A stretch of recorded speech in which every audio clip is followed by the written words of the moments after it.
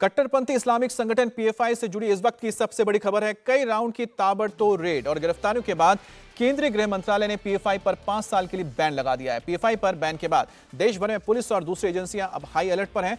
नागपुर में RSS headquarter की सुरक्षा बढ़ा दी गई है। पीएफआई के दफ्तरों की निगरानी की जा रही है। दिल्ली के शाहीन बाग में आज सुबह पुलिस ने फ्लैग मार्च निकाला। पूरे इलाके की ड्रोन से निगरानी की जा रही है। तो अलग अलग तस्वीरें आप देख रहे हैं। पीएफआई पर 5 साल का बैन लगा है, लेकिन बैन लगने के बाद कोई विरोध प्रदर्शन ना हो, कोई हिंसक प्रदर्शन ना हो, जैसा कि हिस्ट्री में देखा गया है। उसी के मद्देनजर इस वक्त पुलिस अलग अलग इलाकों में चौकसी बनाए हुए हैं। आपको बता दें कि नागपुर में आरएसएस दफ्तर पर भी निगरानी बढ़ा दी गई है। सुरक्षा बल चौकस है। इसके साथ ही दिल्ली के शाहीन बाग में ड्रोन से नजर रखी जा रही है, क्योंकि जो हेडक्वार्टर था पीएफआई का वो शाहीन बाग में था, जिसे सील किया गया। वहां पर पुलिस ने फ्लैग मार्च किया और सीए का जो आंदोलन हुआ था उस दौरान यहां पर जो प्रदर्शन हुए थे वो भी पीएफआई के समर्थन से हुआ था। जिसके बाद शाहीन बाग में आप देख सकते हैं कि खास तौर पे सुरक्षा इंतजाम में ड्रोन का इस्तेमाल किया जा रहा है। आपको बता दें शाहीन बाग का जो इलाका है बहुत ही कंजेस्टेड इलाका है, बहुत ही संकरी गलियां होती है और इन गलियों में अगर कोई भीड़ मौजूद हो और अचानक वो सामने आए उसे देखना बड़ा मुश्किल होता है। और यही वजह है कि यहां पर आप देख सकते हैं ड्रोन के जरिए निगरानी की जा रही है। हमारे संवाददाता जितिन शर्मा इस वक्त शाहीन बाग पर मौजूद है। उन्होंने वहां से एक रिपोर्ट भेजी, आप भी देखिए। शाहीन बाग स्थित पीएफआई दफ्तर के बाहर अब दिल्ली पुलिस ड्रोन कैमरे से भी आसपास के जो पूरे इलाके हैं उन पर नजर रख रही है। और आप देख सकते हैं कि पीएफआई दफ्तर के ठीक बाहर ड्रोन कैमरे के जरिए आसपास के जितने भी मकान हैं, क्योंकि पीएफआई का जो दफ्तर है वो रेजिडेंशियल इलाके के आसपास बना हुआ है, लोग घर की छतों पर इकट्ठे ना हो, भीड़ इकट्ठी ना हो, उसी के मद्देनजर दिल्ली पुलिस अब ड्रोन कैमरे के जरिए आसपास के जो घर है, उनकी छत है और आसपास जो पार्क है, उन सभी जगहों पर निगरानी रख रही है ताकि कोई भी गैदरिंग लोगों की यहाँ पर ना हो सके। हालांकि सुबह देखा गया कि दिल्ली पुलिस के जवान पूरे शाहीन बाग इलाके में फ्लैग मार्च करते हुए भी नजर आए। पीएफआई दफ्तर के आसपास दिल्ली पुलिस बड़ी संख्या में तैनात की गई है और अब इस ड्रोन के जरिए आसपास के इलाकों पे कोई गैदरिंग ना हो, लोग इकट्ठे ना हो, घर की छतों पर लोग इकट्ठे ना हो, उसी को ध्यान में रखते हुए ड्रोन कैमरे के जरिए दिल्ली पुलिस पूरे शाहीन बाग के आसपास के जो घर हैं, शाहीन बाग की जो गलियां हैं, ड्रोन कैमरे से आसपास के इलाकों पे नजर रख रही है। दिल्ली पुलिस का साफ तौर पर कहना है कि इस तरीके की आशंका है कि लोग प्रोटेस्ट कर सकते हैं, उग्र प्रदर्शन कर सकते हैं। इसी बीच बड़ी संख्या में पीएफआई दफ्तर के बाहर पुलिस बल तैनात किया गया और अब ड्रोन कैमरे के जरिए आसपास के घरों पे के आसपास जो लोग हैं, गलियां हैं, क्योंकि बेहद संकरी गलियां शाहीन बाग में हैं, उन गलियों में लोग इकट्ठे ना हो, उसके देखते हुए ड्रोन कैमरे से इस पूरे इलाके पर निगरानी रखी जा रही है। कैमरामैन दिनेश देवगन के साथ जतिन शर्मा, इंडिया टीवी, दिल्ली। और पीएफआई को लेकर इस वक्त देश के केंद्रीय गृह राज्य मंत्री अजय कुमार टेनी कुछ कह रहे हैं, आपको सुनाते हैं। प्लीज नहीं जाएंगे सर, अभी वो सीनियर है यार, सर एक बार आप बोलिए सर, एक मिनट। अरे भाई सर पीएफआई पे क्या है सर कि अभी लाइव जा रहा है। अच्छा सुबह भी हम लोग पीएफआई पे गृह मंत्रालय का पहला रिएक्शन क्या है, किस तरह बैन किया गया? देखिए, मैंने कल जैसे आपको बताया था, ये एनआईए के द्वारा जांच हो रही थी और जिस तरह से एविडेंस मिलेंगे ये मैंने कल भी कहा, उसी के अनुरूप ये कार्रवाई की गई है और आने वाले समय में भी जैसी सूचनाएं मिलेंगी उसके आधार पर हम कार्रवाई करेंगे। सर रेड पे देख रहे हैं कि जो रेड में जो हुई है तमाम ऐसे डॉक्यूमेंट्स मिले, कैसे आईडीज बनाया जाए, कैसे सीक्रेट चैट किया जाए, देखिए इसीलिए तो खतरनाक नहीं होता तो बैन थोड़े न करना पड़ता। बैन किया गया है तो निश्चित रूप से कुछ न कुछ ऐसी राष्ट्र विरोधी गतिविधियों में शामिल होने का उनका प्रमाण होगा जो आने वाले समय में एनआईए स्वयं आप लोगों से साझा करेगी। कांग्रेस इसको लेकर सवाल खड़ा कर रही है कि अगर आप बैन करते हैं आपने देर से तो आरएसएस को बैन करना चाहिए। अब कांग्रेस देखिए क्या कहती है, मैं इस पे क्या कहूँ, वो अभी उनको जो राजस्थान में कहना चाहिए वो कह नहीं पा रहे हैं। उनके पास देखिए हताशा और निराशा के सिवा कुछ भी शेष नहीं बचा है। वो ऐसी किसी भी बात के लिए जो राष्ट्र विरोधी ताकतों को मदद करने वाली हो वो खुल करके सामने आ जाते हैं। निसंदेह ये दुर्भाग्यपूर्ण है। मैं यही कहना चाहूँगा कि राष्ट्र के निर्माण में अपना योगदान करें। सर पीएफआई के जो एक्टिविटीज है, पीएफआई के लोग हैं कहीं देश में लॉ एंड ऑर्डर की सिचुएशन क्रिएट न करें बैन करने के बाद, इसके लिए गृह मंत्रालय की क्या तैयारी है? एक सक्षम सरकार देश में है। हमारे प्रधानमंत्री जी, हमारे गृह मंत्री जी और हमारी सरकार, हमारी एजेंसियां इतनी सक्षम है कि पूरे देश में कानून व्यवस्था, विधि व्यवस्था सारी ठीक रहेगी, ये मैं आपको विश्वास दिलाता हूं। और आपको बता दें आज की सबसे बड़ी खबर यही है कि पीएफआई पर 5 साल के लिए बैन लग गया। इस वक्त हमारे साथ दो बहुत ही खास मेहमान जुड़ गए हैं। एसपी वैद्य जो कि पूर्व डीजीपी हैं जम्मू कश्मीर से, आपका स्वागत है, और कृष्ण प्रसाद जो भी पूर्व डीजीपी आंध्र प्रदेश से, आपका भी सर स्वागत है। आंध्र प्रदेश क्योंकि हाल ही में वहां पर तेलंगाना में देखा गया और जो कि पड़ोसी अब उसका राज्य हो गया है कि हैदराबाद में एक मॉड्यूल मिला सर जहां पर कराटे की ट्रेनिंग दी जाती थी, लेकिन अब उसकी तहकीकात की गई तो पता लगा कि इस तरह से पीएफआई के जो कैडर्स हैं वो लोगों को हथियार चलाने की ट्रेनिंग दे रहे हैं। जो इसी तरह के जो लगातार मामले आते रहे और लंबे वक्त से आ रहे थे, तो सर आपको क्या लगता है कि जो इतना वक्त लग गया बैन करने के लिए उसकी क्या वजह थी? क्योंकि लगातार मांग हो रही थी कि इसको बैन किया जाए, लेकिन वक्त बहुत लंबा लग गया। जैसे हम देखते हैं जो बैंड ऑर्गेनाइजेशंस है हिंदुस्तान में, भारत देश में, उनमें एक दीनदयाल अंजुमन करके जो हैदराबाद में से उनका ऑर्गेनाइजेशन रहा, वो दीनदयाल अंजुमन भी बैंड ऑर्गेनाइजेशंस में से एक ऑर्गेनाइजेशन है।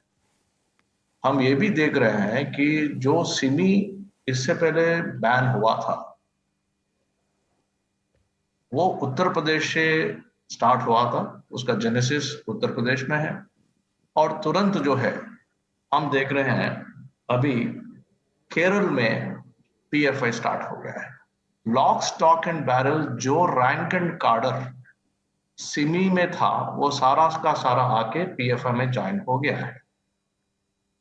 और हमको ये देखना है कि खास करके जो बैन ऑर्डर अभी निकला है, इस बैन ऑर्डर में इतने सख्त और स्ट्रॉन्ग वर्ड्स यूज किए हैं कि this organization is prejudicial to the integrity, sovereignty and internal security of the country।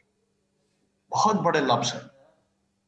तो मतलब ये जो इस कुछ दिन 3-4 दिन में जो रेड हुए हैं, जो एविडेंस मिले हैं, जो डॉक्यूमेंट मिले हैं, तो डॉक्यूमेंट के एविडेंस पूरा देखने के बाद, एनालिसिस करने के बाद, एक ऑर्गेनाइजेशन नहीं है, एनआईए है और ईडीबी जुड़ के जो है रेड किए हैं, एविडेंस गैदर किए हैं, एक जगह नहीं 103 जगह रेड किए हैं, एविडेंस किए हैं जी। ये पूरा एविडेंस इनको multiple organisation, multi departmental, multi organisational and teams के साथ एनालिसिस होने के बाद इतना उनको एविडेंस मिला है और इतना स्ट्रॉन्ग वर्ड यूज किया है, तो हमको सोचना चाहिए कि क्या क्या हुआ है, क्या क्या होता रहा है, इतने दिन क्यों लगा है बैन करने के। बिल्कुल सर, बिल्कुल आपने बिल्कुल क्लियर कर दिया, क्योंकि मल्टी ऑर्गेनाइजेशन ने काम किया और कितने परतों में यहां पर तहकीकात की गई, तब जाके इतना वक्त लगा और तब जाके इतना ठोस सबूत मिलने के बाद यह कदम उठाया गया। वैद्य सर हमारे साथ है, एसपी वैद्य सर, क्योंकि आपने जम्मू कश्मीर में टेन्योर दिया है। जम्मू कश्मीर का मतलब ही था कि रेडिकलाइजेशन, उसके बाद फंडिंग और आतंकी गतिविधि, जो बातें जो सर्कुलर आया उसमें सारी साफ लिखी गई हैं कि किस तरह से रेडिकलाइजेशन किया गया, एक खास समुदाय को टारगेट किया गया, किस तरह से वहां पर फंडिंग होती रही। ये जो सारी चीजें हैं सर, जो एनआईए ने सारे सबूत इकट्ठा किए हैं, कितना खतरनाक था पीएफआई का ये पूरा 2047 जो विजन आपने भी पढ़ा होगा कि जिसमें इस्लामिक स्टेट बनाने की बात की गई थी भारत को। देखिए, ये बिल्कुल देश के लिए घातक था और जरूरी था इस पर प्रतिबंध लगना। और आप देखते हैं जैसे कश्मीर में हिजबुल मुजाहिदीन एक टेररिस्ट आउटफिट है, उसको पॉलिटिकल कवर देने के लिए जमात इस्लामी एक पॉलिटिकल आउटफिट की तरह काम करती है, जो उसके लिए रिसोर्सेज अरेंज करती है, वकील अरेंज करती है, बेल्स के लिए काम करती है, उनको पॉलिटिकल कवर देने की कोशिश करती है। इसी तरीके से पीएफआई का एसडीपीआई एक पॉलिटिकल फ्रंट था और इसकी बहुत सारी, आप नाम देखिए किस तरह के खूबसूरत नाम इन्होंने रखे हैं, जो एक मुखौटा बनाया हुआ है। ये एक वेलफेयर ऑर्गेनाइजेशन है, सोशल ऑर्गेनाइजेशन है, social democratic party of India, campus front of India, popular front of India, rehab India, नाम देखिए और गतिविधियां देखिए देश को तोड़ने की, प्रधानमंत्री को असैसिनेट करने की, 2047 तक भारत को इस्लामिक देश बनाने की। आप देखिए वो डॉक्यूमेंट कितना खतरनाक है कि इसी कॉन्स्टिट्यूशन को इस्तेमाल करके इस देश को किस तरह से अपने कब्जे में लिया जाए। अंबेडकर जी की कॉन्स्टिट्यूशन को आप, इनका फंडिंग तरीका देखिए किस तरह से ये इस फुल प्रूफ बनाया था जिसमें लीगली उसको पकड़ना बहुत मुश्किल था। इसलिए टाइम लगा कि इन्होंने 30,000 लड़कों को जॉब दिलाए मिडिल ईस्ट में, और वो घरों में पैसे भेजते हैं जिसमें से एक अमाउंट उसमें से पीएफआई को जाता है। इस तरह की जो अंतरराष्ट्रीय फोर्सेस हैं जो भारत को कमजोर करना चाहती हैं, चाहे वो टर्की में हो, मिडिल ईस्ट में हो, चाइना में हो, पाकिस्तान में, वो सब मिलकर उन पीएफआई के साथ मिलकर ये सारा षड्यंत्र था, और जिसका मुखौटा था, इसका बाहर से चेहरा था जैसे सोशल ऑर्गेनाइजेशन है, लेकिन अंदर से गतिविधियां थी कि लड़कों को रेडिकलाइज किया जाए, आर्म्स ट्रेनिंग दी जाए, बम बनाने की ट्रेनिंग दी जाए, और भारत में हिंदू मुस्लिम फसाद कराए जाए। आप देखिए जहां जहां कम्युनल राइट्स होते थे, पीएफआई का ही नाम क्यों आता है? बहुत सारी मुस्लिम ऑर्गेनाइजेशन, उनका नाम तो नहीं आता है, और इसको हिंदू मुस्लिम नजरिए से नहीं देखना चाहिए। मुझे लगता है आज वास्ट मेजॉरिटी ऑफ मुस्लिम्स जो अच्छे लोग हैं वो आज बहुत खुश होंगे, बिकॉज वो नहीं चाहते कि उनके बच्चे रेडिकलाइज हो, आईसिस ज्वाइन करें या दूसरी कोई ऐसी ऑर्गेनाइजेशन ज्वाइन करें। वो चाहते हैं उनके बच्चे सीईओज बने, उनके बच्चे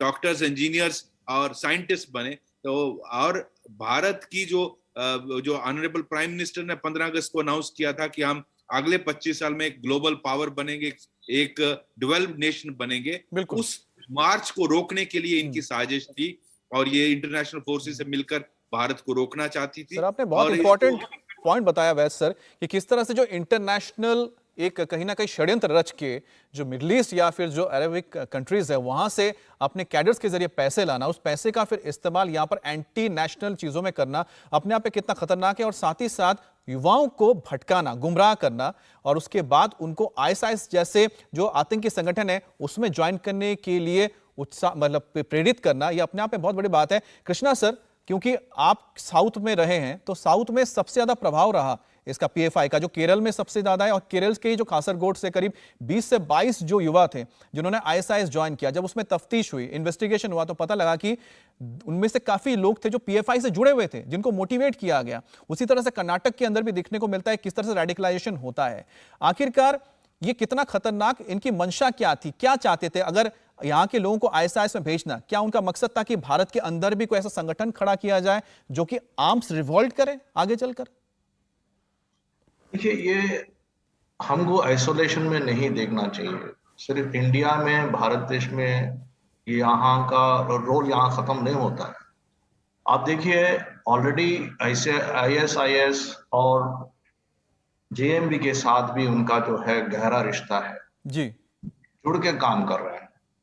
और इंटरनेशनल टेररिस्ट एक्टिविटीज में, सीरिया में देखिए, आप इराक में देखिए, अफगानिस्तान में देखिए, वहां भी जो है इन लड़कों को जिनको ट्रेनिंग दिया गया है उनको वहां इस्तेमाल किया गया है।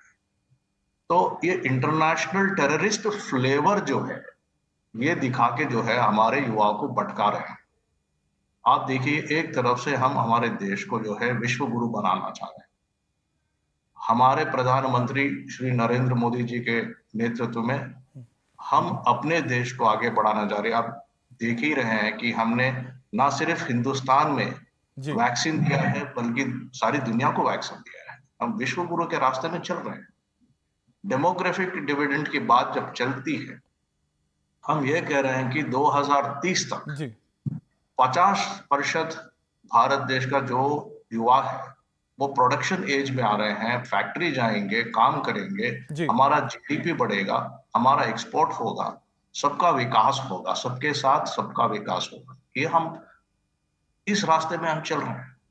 उस युवा को जिनको जो है स्किल होना चाहिए, एम्प्लॉयबल स्किल होना चाहिए, जो नेशनल बिल्डिंग में शामिल होना चाहिए, बिल्कुल, तो उनको सर पीएफआई ब्रेन वॉश करता रहा, और ब्रेन वॉश करके उनको एंटी नेशनल एक्टिविटीज में इन्वॉल्व करता रहा, और कहीं ना कहीं उनके अंदर यह भावना पैदा की गई, क्योंकि आप एक विशेष समुदाय से आते हैं तो इसलिए आपके साथ भेदभाव होता है, जबकि देश में हर किसी के लिए इक्वल अपॉर्चुनिटी है। वैसे सर, और सर आप दोनों ने ही मिलके जिस तरह से हमें डिटेल जानकारी दी, और खास तौर पर कृष्णा सर आपने भी और वैसे सर आपने भी जो विदेशी यहां पर इंटरफेरेंस को लेकर जो आपने तथ्य उजागर किए हैं, और जो आतंकी संगठन में इनको भेजने की जो एक इनकी मंशा थी और देश के अंदर हो सकता है कि एक आर्म्स रिवॉल्व करने की इनकी जो मंशा थी उस पर जो अब पूरी तरह से पानी फिर गया है। और उसकी सबसे बड़ी वजह यह रही कि जिस तरह से सरकार की ओर से, एनआईए की ओर से पूरी तफ्तीश की गई और सबूत जुटाकर आज पीएफआई को बैन कर दिया गया है। आप दोनों का बहुत बहुत शुक्रिया। इंडिया टीवी हर वक्त हर जगह डाउनलोड करने के लिए सर्च करें India TV news Google play store या ऐप स्टोर पर।